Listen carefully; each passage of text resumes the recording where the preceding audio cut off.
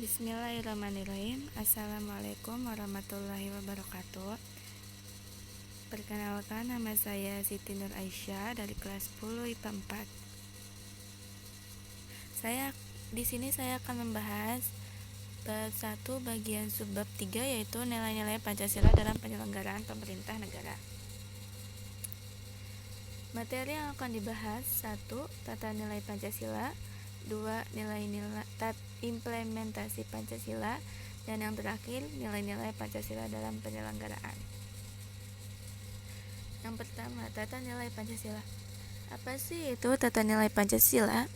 Nilai-nilai Pancasila adalah prinsip, standar, atau gagasan yang menyeluruh mengenai sesuatu dalam pikiran seseorang atau sebagian besar anggota masyarakat tentang apa yang dipandang baik. Yang kedua, implementasi Pancasila. Implementasi Pancasila dibagi menjadi 3 dimensi. Yang pertama, dimensi spiritual, kedua dimensi kultural, dan yang ketiga dimensi institusional. Yang pertama itu dimensi spiritual. Dimensi spiritual memiliki makna bahwa Pancasila itu mengandung nilai keimanan dan ketakwaan terhadap Tuhan Yang Maha Esa, di mana nilai keimanan dan ketakwaan ini juga menjadi dasar atau landasan dari filsafat negara kita. 2. Dimensi kultural memiliki makna Pancasila itu dijadikan pandangan hidup dan juga dasar negara kita. Yang ketiga, dimensi institusional. Pada dimensi institusional memiliki makna Pancasila ini dijadikan landasan untuk mencapai cita-cita dan tujuan negara, juga dijadikan landasan dalam penyelenggaraan pemerintah negara, sehingga bisa dikatakan jalannya pemerintahan negara ini harus sesuai dengan nilai-nilai yang terkandung dalam Pancasila. Oke, yang terakhir nilai-nilai Pancasila dalam penyelenggaraan pemerintah. Pertama, sila Pancasila, ketuhanan Sila pertama, ketuhanan Yang Maha Esa. 1. Pengakuan adanya prima atau sebab pertama, yaitu Tuhan. Kedua, kebebasan memeluk agama. Negara menjamin kebebasan setiap warga negaranya untuk memeluk agama dan beribadah menurut agamanya masing-masing. 3. Melarang ateisme. Sila ini menunjukkan kepada kita bahwa sebagai warga negara kita wajib untuk memeluk agama sesuai dengan hukum yang berlaku. 4. Menjamin toleransi. Negara wajib untuk menjamin adanya toleransi terhadap perbedaan dan kemajemukan yang ada di negara kita. 5. Negara memfasilitasi kembangnya agama dan iman warga negara Indonesia dan siap untuk menjadi mediator ketika terjadi konflik antar agama. Sila kedua, kemanusiaan yang adil dan beradab. 1. Hakikat manusia.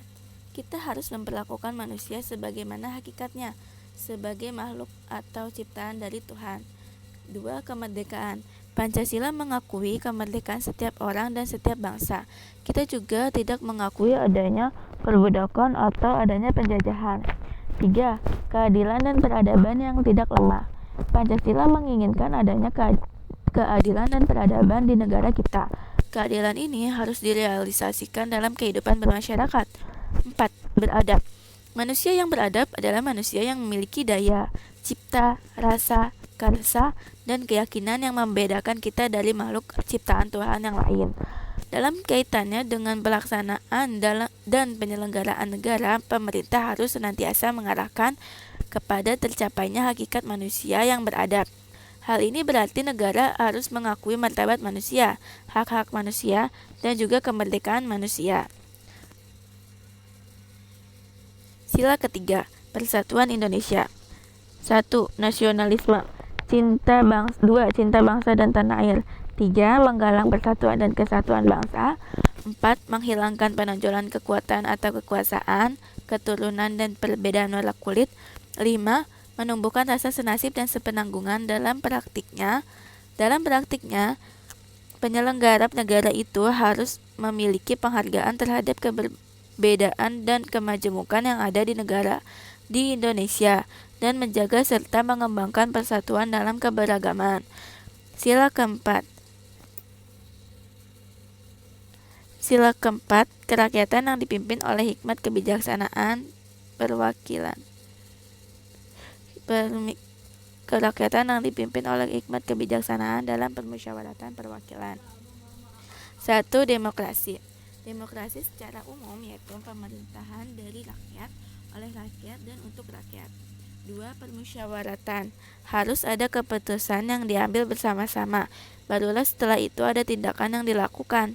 3. Kejujuran bersama. Adalah kejujuran ketika mengambil sebuah keputusan. 4. Musyawarah dalam permusyawaratan rakyat. Perbedaan demokrasi pada negara Indonesia dengan negara-negara demokrasi lainnya adalah pada permusyawaratan rakyatnya. Nah, di Indonesia musyawarah untuk mufakat dicapai dalam suatu permusyawaratan wakil-wakil rakyat. Nah, beberapa hal yang harus diperhatikan oleh penyelenggara negara terkait nilai-nilai pada sila keempat ini ialah penyelenggara negara harus berdasarkan kepada kedaulatan rakyat, wajib menghormati dan menghargai hak-hak politik warga negara, serta menjunjung tinggi prinsip musyawarah untuk mufakat. Sila kelima, keadilan sosial bagi seluruh rakyat Indonesia. 1. Kemakmuran yang merata. Hal ini berarti diharapkan bahwa kemakmuran dapat tercapai oleh seluruh warga negara Indonesia. 2. Kekayaan alam yang digunakan bersama. Berarti setiap kekayaan dan potensi alam itu dapat dipergunakan, tetapi hal ini harus digunakan untuk kemakmuran dan kesejahteraan rakyat. 3. Melindungi seluruh rakyat. Jadi, negara haruslah melindungi seluruh rakyat, seluruh warga negaranya, bukan hanya yang kuat tetapi juga warga negaranya yang lemah. 4. Keseimbangan antara hak dan kewajiban. Kita juga sebagai warga negara haruslah seimbang dalam menjalankan hak dan kewajibannya. Jangan sampai kita hanya menuntut hak kita, tapi kita lupa menjalankan kewajiban kita sebagai warga negara.